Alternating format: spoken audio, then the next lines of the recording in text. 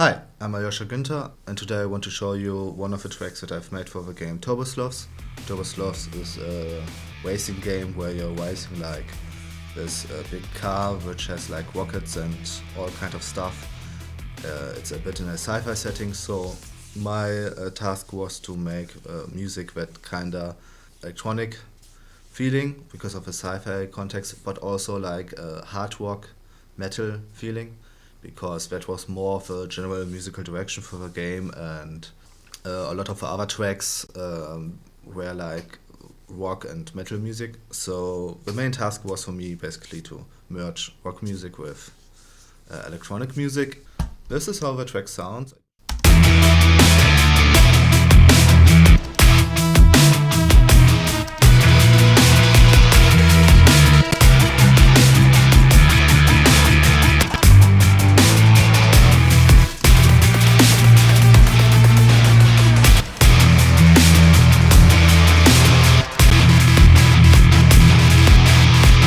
Okay, so this is how it sounds. Let's get to the drums. So the drums sound like this. So first of all, I've got like my kick and snare channel. So the kick is just an electronic kick. Didn't do much to it. Then I have like the snare, and the snare is like a mixture of like first of all this electronic snare. Then I have like this snare that is just like for the high frequencies. And I have like this Steve snare that is like more of an modern rock snare. So again, it mixes a bit more with rock elements of a track. So the cool thing about the drums are mainly the percussion, I think. So I have like two layers of the same plugin. It's called Cinematic Percussion, and they're sounding like this. So I have like this one layer that is like pretty high, and this one is pretty low. And they're mostly like filling some spaces of like the guitar pattern and the bass pattern and the other drums and synths, and in some places they're also like mimicking like the guitar lines. For example, I think here.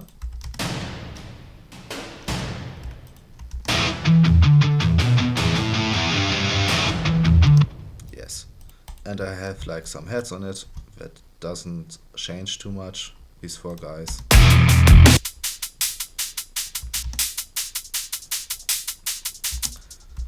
So that are the drums. Now let's get to the bass. The bass is also like just like one rock bass sound, and it's this. Let me unfreeze that. It's like this bass plugin that is free, and it sounds very good.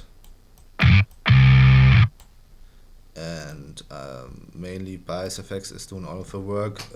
It was like a bass preset, I think, and I think in one part I have like, let's see. So in this part I have a bass like 1 dB down, because it's like all of these, what are they, eighth notes, I think. So that it's not too loud. And at this part I have like on two parts like this EQ, cutting off some frequencies that were a bit like disappointing.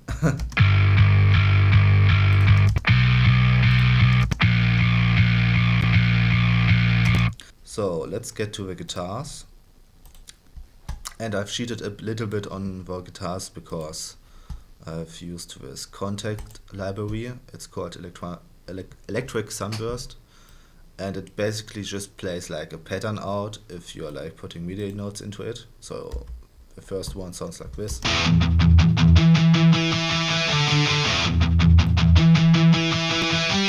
So again, the sound is completely produced also in this plugin, and you have like different sound presets that you can choose and different patterns, like some are arpeggiated even, some are melodic. And I have like for every new pattern a new channel, of course.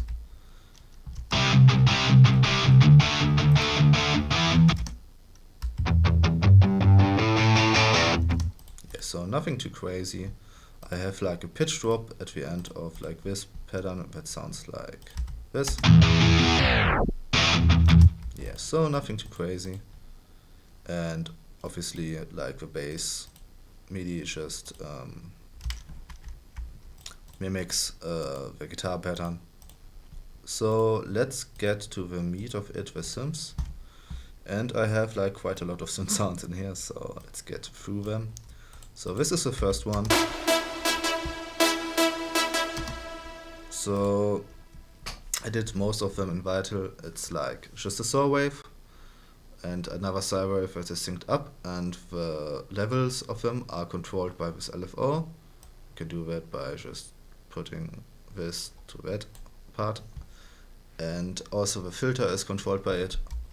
And yeah, that's it for the sound. The next one is like this dubstabby kind of wobble bass. And this one is basically just a square wave and like this weird saw wave granular thing. And for this one I only automated the filter. I also put like this phaser on it, but you can barely hear it. Yes, so the next sound is this one, which I kind of like. So it's again like this LFO controls the filters, and I also have like this filter going on that is like a little bit more articulate about it.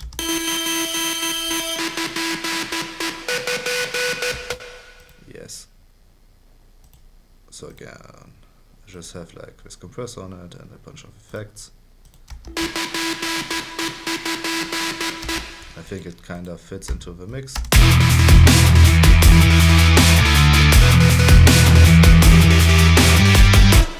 Okay, so the next sound is this one. Very, very simple sound again.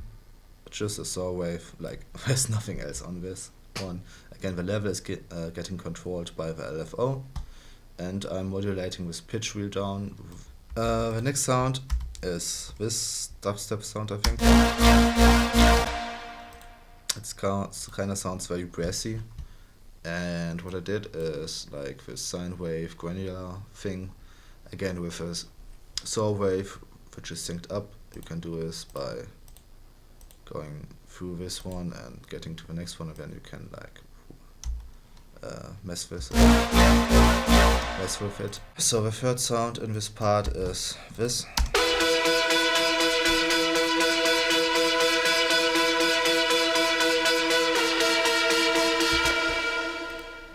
Yes, so again, two saw waves, nothing special going on here. I've used some mid-side EQ on that one to like boost more of like these higher mids and to boost a bit of the side. And I've put like this auto pen on it so that it's a bit more on the left and on the right speaker. This one is a Massive X patch. Yeah, so very basic square wave, which is getting arpeggiated by this MIDI device.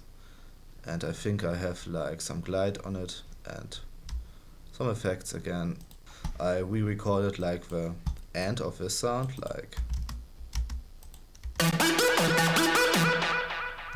and then I've just reversed that and let that play through like this whole section.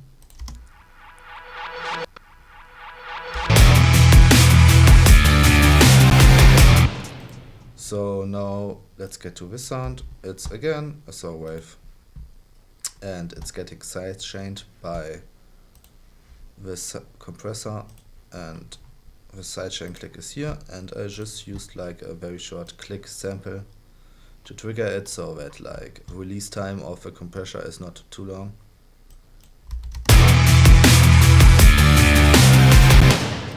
Okay, so the next sound is this one. I think this one is actually just a preset from Vacuum Pro with like a very nice, filter tag on it. Then modulating this one to open up a bit.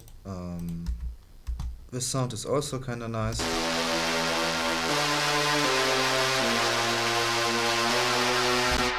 This is basically just, again, I think a square wave and a saw wave. Yes, and the saw wave have like the unison up a bit. And on the second part, where like this part is getting played in octave higher, there's a filter which is like being controlled by this LFO, and it gives it a bit more of movement.